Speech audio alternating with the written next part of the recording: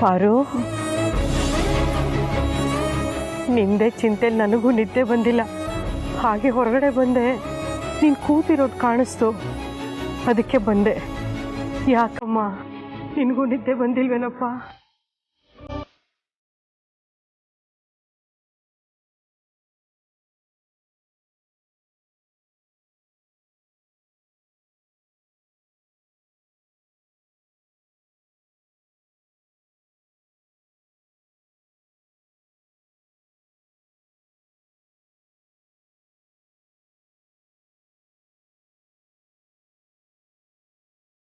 ಏನಾಯ್ತಮ್ಮ?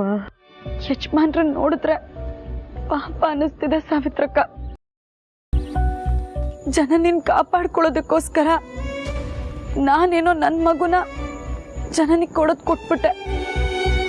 ಆದ್ರೆ ನನ್ನ ಮಗುನ್ ನೋಡೋದಕ್ಕೆ ದಿನಕ್ಕೆ ಒಂದ್ಸಲಿನಾದ್ರೂ ಅರ್ಸನ್ ಕೋಟೆಗೆ ಬರ್ತೀನಿ,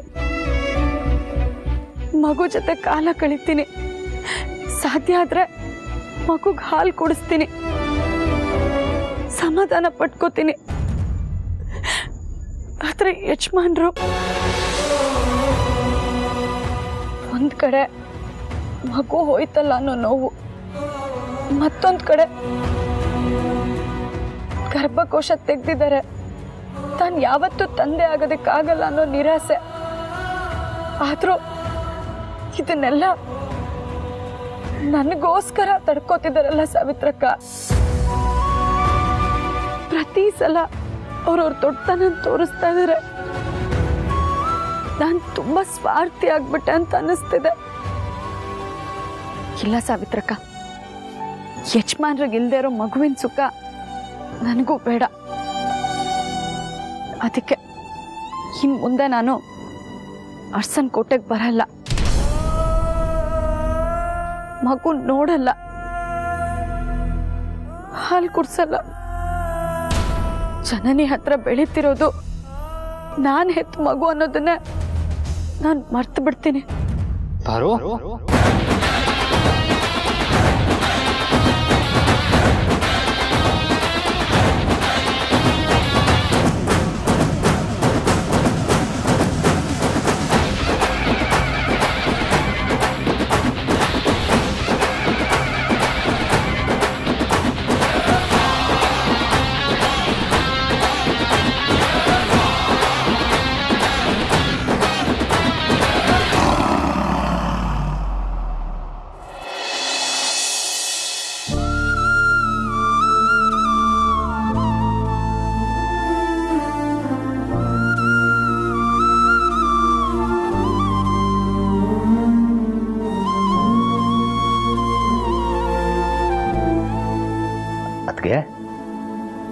ಯಾಕಿಲ್ಲಿ ಒಬ್ಬರೇ ಕೂತಿದ್ದೀರಾ?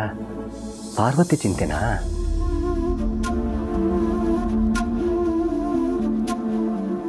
ಚಿಂತೆ ಇತ್ತು, ಜಾಸ್ತಿನೇ ಇತ್ತು. ಈಗ ಸ್ವಲ್ಪ ಕಡಿಮೆ ಆಗಿದೆ. ಪಾರ್ವತಿ ಮಗುನ ಕಳ್ಕೊಂಡಾಗ ಆದಿ ಪಾರ್ವತಿ ಭವಿಷ್ಯದ ಬಗ್ಗೆ ಯೋಚನೆ ಮಾಡಿ ತುಂಬ ಹೆದರ್ಕೊಂಡಿದ್ದೆ. ಆದರೆ ಮಕ್ಕಳೇ ಎಲ್ಲ ಅಲ್ಲ, ಮಕ್ಕಳೇ ಇಲ್ಲದೆ ಇರೋರಿಗೆ ಲೈಫೇ ಇರಲ್ಲ ಅಂತೆಲ್ಲ ಹೇಳಕ್ಕಾಗಲ್ಲ. ಎಷ್ಟೋ ಜನ ದಂಪತಿಗಳು ತಮ್ಮ ಕರಿಯರಿಗೆ, ತಮ್ಮ ಸಾಧನೆಗೆ ಅಡ್ಡಿ ಆಗುತ್ತೆ ಅಂತ ಮಕ್ಕಳೇ ಬೇಡ ಅಂತ ಡಿಸೈಡ್ ಮಾಡಿರೋರು ಇದ್ದಾರೆ. ಆದರೆ ನಮ್ಮ ಆದಿ ಪಾರ್ವತಿ ಥರ ಇಮೋಷನಲ್ ಮಕ್ಕಳಿಗೆ, ಒಟ್ಟು ಕುಟುಂಬದಲ್ಲಿ ಬೆಳೆದೋರಿಗೆ ಮಕ್ಕಳು ಅನ್ನೋದು ತುಂಬ ಅಮೂಲ್ಯ ಆಗುತ್ತೆ. ಜನನಿ ಹಾಸ್ಪಿಟ್ಲಲ್ಲೇ ಹೇಳಿದ್ಲು, ನಾವಿಬ್ರು ತಾಯಂದ್ರಾಗಿ ಈ ಮಗುನ ನೋಡ್ಕೊಳ್ಳೋಣ ಅಕ್ಕ ಅಂತ. ಆದರೆ ಪಾರ್ವತಿ ಈ ಮಾತನ್ನ ಒಪ್ಕೋತಾಳ? ಸೀರಿಯಸ್ ಆಗಿ ತಗೋತಾಳ? ಜನನಿ ಮಗುನೇ ತನ್ನ ಮಗು ಅಂತ ಅಂದ್ಕೊಂಡು ತಾನು ಮಗು ಕಳ್ಕೊಂಡ ನೋವನ್ನ ಮರಿತಾಳ ಅನ್ನೋ ಗೊಂದಲ ಇತ್ತು. ಇವತ್ತು ಆ ಗೊಂದಲಕ್ಕೆ ಒಂದು ತೆರೆ ಬಿತ್ತು.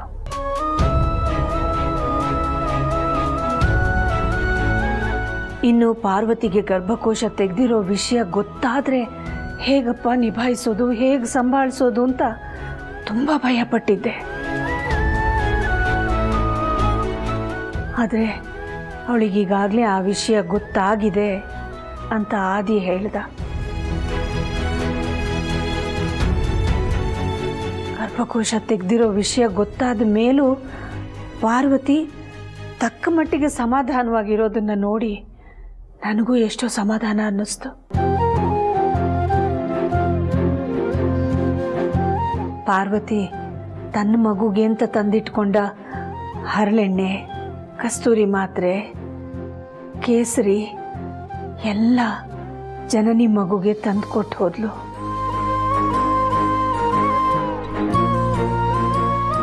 ತಾನು ತಂದಿರೋ ಎಣ್ಣೆನ ಮಗು ಮೈಗೆಲ್ಲ ಚೆನ್ನಾಗಿ ಮಸಾಜ್ ಮಾಡಿ ಸ್ನಾನ ಮಾಡಿಸಿದ್ಲು,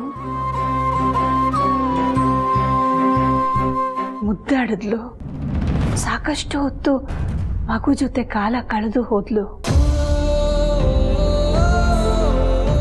ಆ ಒಂದು ಮಗು ರೀತು ಜನನಿ ಜೀವನದಲ್ಲಿ ಸಂತೋಷ, ನಗುವನ್ನ ತಂದುಕೊಟ್ರೆ ಪಾರ್ವತಿ ಆದಿ ಜೀವನದ ನೋವನ್ನ ಮರೆಸುತ್ತೆ ಅನ್ನೋ ಸಮಾಧಾನ ಸಿಕ್ತು. ಜನನಿಗೆ ಮತ್ತೆ ಮಕ್ಕಳಾಗ್ಬೋದು. ಆಗ ಈ ಮನೇಲಿ ಮಕ್ಕಳ ಸಂಖ್ಯೆ ಜಾಸ್ತಿ ಆಗುತ್ತೆ.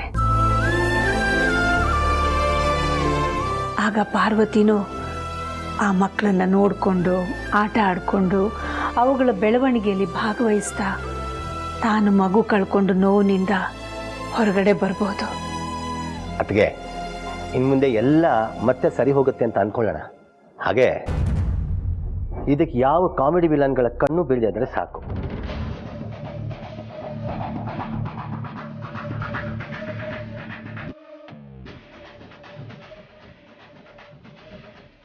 ಮೋಹನ್, ದಾಮಿನಿಗೆ ಮತ್ತೆ ಮತ್ತೆ ಚುಚ್ಚಿ ಮಾತಾಡಬೇಡಿ. ಅವಳು ಸ್ವಲ್ಪ ಮೆತ್ತಗಾಗಿದ್ದಾಳೆ ಅನ್ನಿಸ್ತಿದೆ.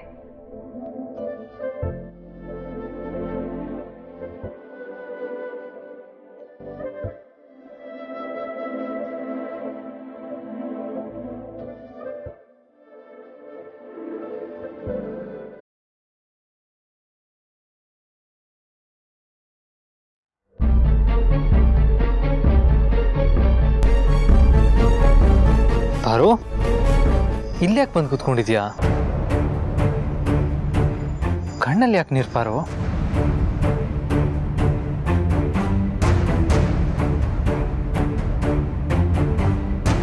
ಸಾವಿತ್ರ ಮನೆ ಬಂದು ಸಮಾಧಾನ ಮಾಡ್ತಾ ಇದ್ದಾರೆ ಅಂದರೆ ಮಗು ವಿಷಯನೇ ಇರಬೇಕಲ್ವಾ?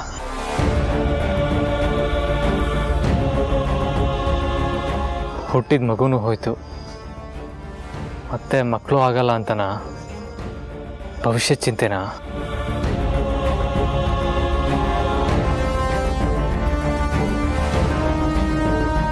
ನಾನಿಲ್ವಾ ಪಾರು? ನನಗೆ ನೀನು, ನಿನಗೆ ನಾನು, ಭವಿಷ್ಯವಾಗಿರೋಣ.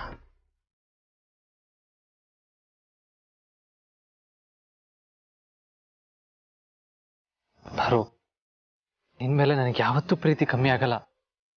ಅದು ಮಗು ವಿಷಯಕ್ಕಂತೂ ಖಂಡಿತ ಸಾಧ್ಯ ಇಲ್ಲ. ನೀನಿವಾಗ ಆ ಮಗುನೇ ನೆನೆಸ್ಕೊಂಡು ಕೊರಗ್ತಾ ಕೂತ್ಕೊಂಡ್ರೆ ನನಗೆ ತುಂಬ ಬೇಜಾರಾಗುತ್ತೆ ಪಾರು.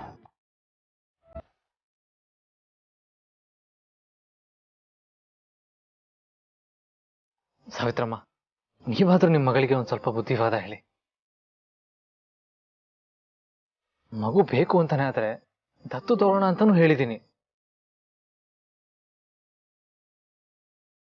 ಈ ಥರ ಅವಳು ಕೊರಗ್ತಾ ಇದ್ರೆ ನಾನಾದರೂ ಹೇಗೆ ನೆಮ್ಮದಿಯಿಂದ ಇರೋದಕ್ಕಾಗುತ್ತೆ ಹೇಳಿ? ನಿಮ್ಮ ಯಜಮಾನ್ರ ಸಂತೋಷನ ನೀ ಬಯಸ್ತಿ ಅಂದರೆ ಮೊದಲು ನೀನು ಅಳೋದನ್ನು ಕಡಿಮೆ ಮಾಡಬೇಕು. ಪಾರು, ನಿನಗೆ ನನ್ನ ಮೇಲೆ ನಿಜವಾಗ್ಲೂ ಪ್ರೀತಿ ಇದ್ರೆ ಹೋಗಿರೋ ನಮ್ಮ ಮಗುನ ನೆನೆಸ್ಕೊಂಡು ಕಣ್ಣೀರು ಹಾಕಲ್ಲ ಅಂತ ನನಗೆ ಭಾಷೆ ಕೊಡು.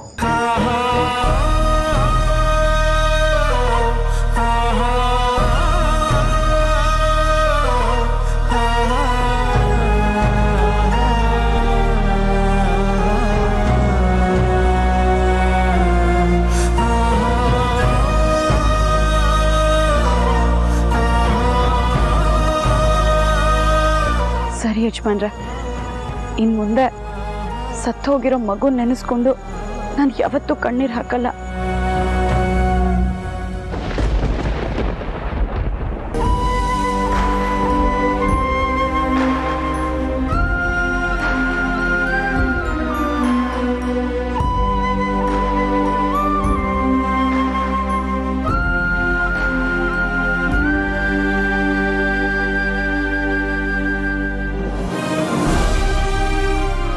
ಸರಿ ಸವಿತ್ರಕ್ಕ, ನೀನು ಹೋಗಿ ಮಲ್ಕೋ. ನಾನು ಹೋಗ್ತೀನಮ್ಮ, ಮೊದಲು ನೀನು ಹೋಗಿ ನಿದ್ದೆ ಮಾಡು. ಸಾವಿತ್ರಮ್ಮ, ಈಗ ನಮ್ಗೆಲ್ಲರಿಗೂ ನಿದ್ದೆ ಅವಶ್ಯಕತೆ ಇದೆ. ನಿಮ್ಮ ಮಗಳು ನೆಮ್ಮದಿಯಾಗಿ ನಿದ್ದೆ ಮಾಡೋ ಥರ ನೋಡ್ಕೊಳ್ಳೋ ಜವಾಬ್ದಾರಿ ನಂದು. ನೀವು ನೆಮ್ಮದಿಯಾಗಿ ಹೋಗಿ ಮಲ್ಕೊಳ್ಳಿ. ಸರಿನಪ್ಪ.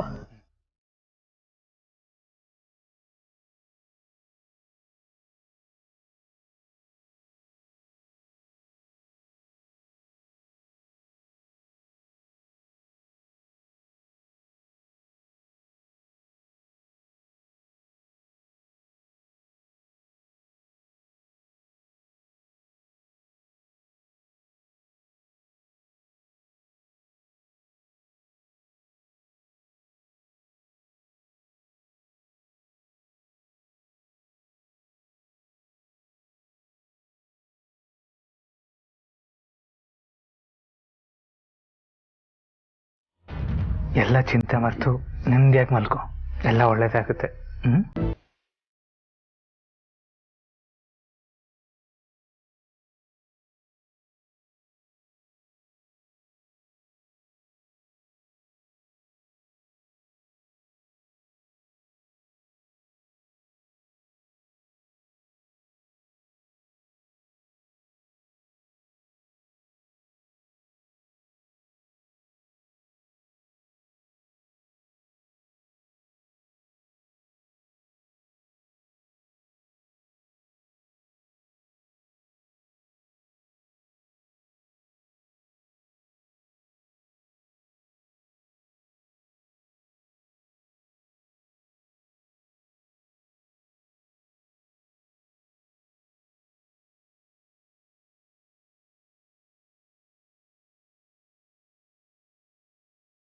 ನಮ್ಮ ಮಗುನು ಈಗ ಬದುಕಿದ್ರೆ ಇಲ್ಲೇ ನಮ್ಮಿಬ್ಬರ ಮಧ್ಯೆ ಮಲಗಿರೋದಲ್ವಾ?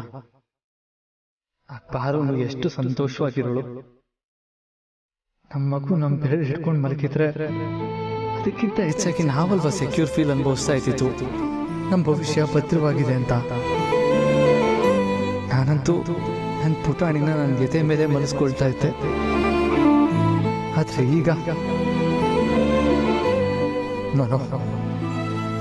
ನಾನಿಷ್ಟು ವೀಕ್ ಆಗಬಾರ್ದು. ನನ್ನ ಮನಸ್ಸಿನ ಭಾವನೆಗಳನ್ನ ಮನಸ್ಸಲ್ಲೇ ಬಚ್ಚಿಟ್ಕೋಬೇಕು. ಪಾರು ಗೊತ್ತಾದ್ರೆ ನಂಬ್ಕೋತಾಳೆ. ಆದರೂ ನನ್ನ ಮಗುನ ಒಂದೇ ಒಂದ್ಸಲನಾದ್ರೂ ನನ್ನ ಕೈಯಲ್ಲಿ ಎತ್ಕೊಂಡು ಅದನ್ನ ಮುದ್ದು ಮಾಡೋ ಅದೃಷ್ಟ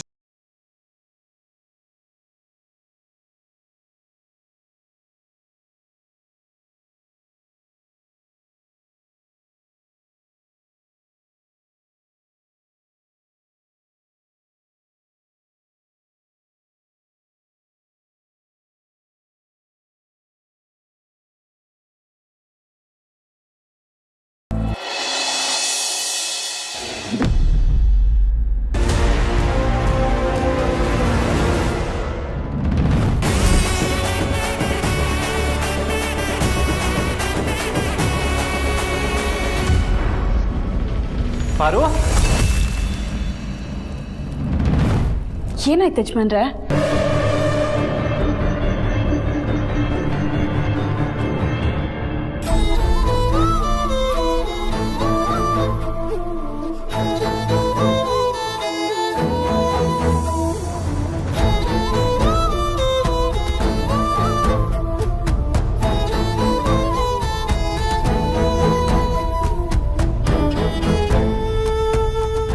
ಇದು ಪ್ರೀತಿ ಜನ ಮಗು ಅಲ್ವಾ?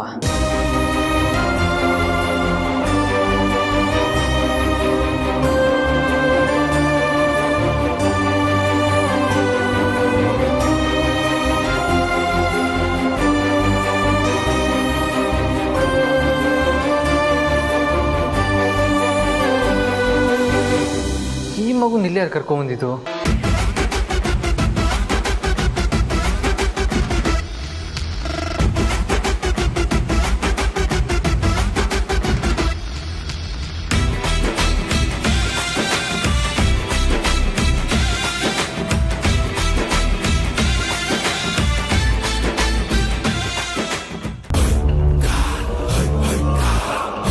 ಸರ್ತಿ, ನೀವೇನಾದ್ರೂ ಮಗು ಎತ್ಕೊಂಬಂದ್ರ? ಇಲ್ಲ ದೊಡ್ಡ ಯಜಮಾನ್ರೆ, ಗಣಿನೂ ಕರ್ಕೊಂಬಂದಿಲ್ಲ. ಮತ್ತೆ ಮಗು ಇಲ್ಲಿಗೆ ಹೇಗೆ ಬಂತು?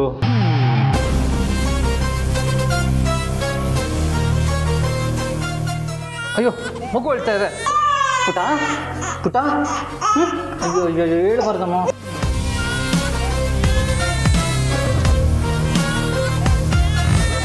ಯಾಕೆ ಪುಟ ಹೇಳ್ತಾ ಇದೆಯಾ? ಅಳ್ಬಾರ್ದು ಚಾಣಮರಿ ಅಲ್ವಾ? ಅಳ್ಬಾರ್ದಮ್ಮ, ಅಳ್ಬಾರ್ದು.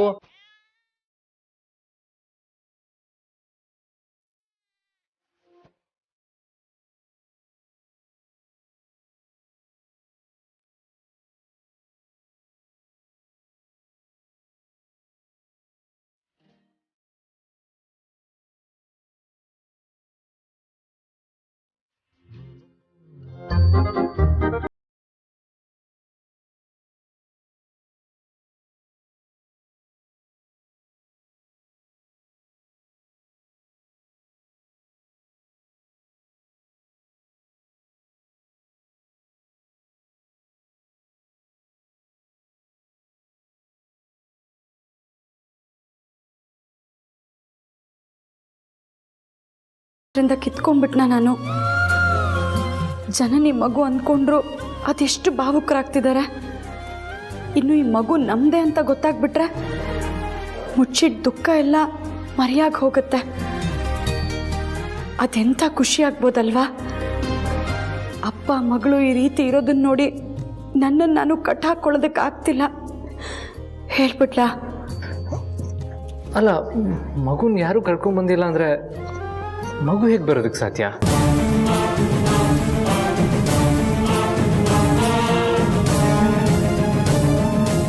ಮಗುನ ನಾನೇ ಕರ್ಕೊಂಡು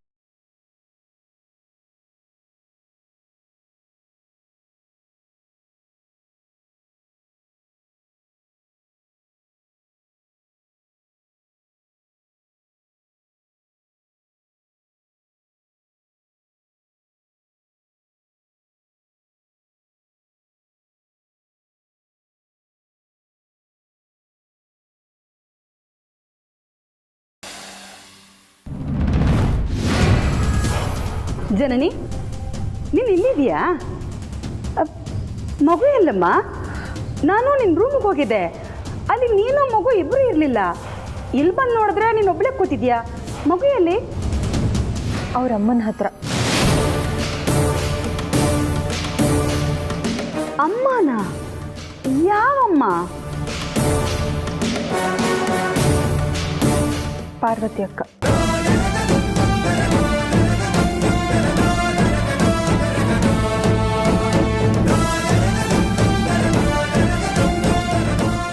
ಏನ್ ಮಾತಾಡ್ತಾ ಇದೆಯಾ ಅನ್ನೋ ಪ್ರಜ್ಞೆನಾದ್ರೂ ನಿನಗಿದೆಯೇನಮ್ಮ? ಪಾರ್ವತಿ ನಿನ್ ಮಗು ತಾಯಿ ಆದ್ರೆ ನೀನ್ ಯಾರು? ನೀನು ಆ ಮಗುನ ಹೆತ್ತೋಳು.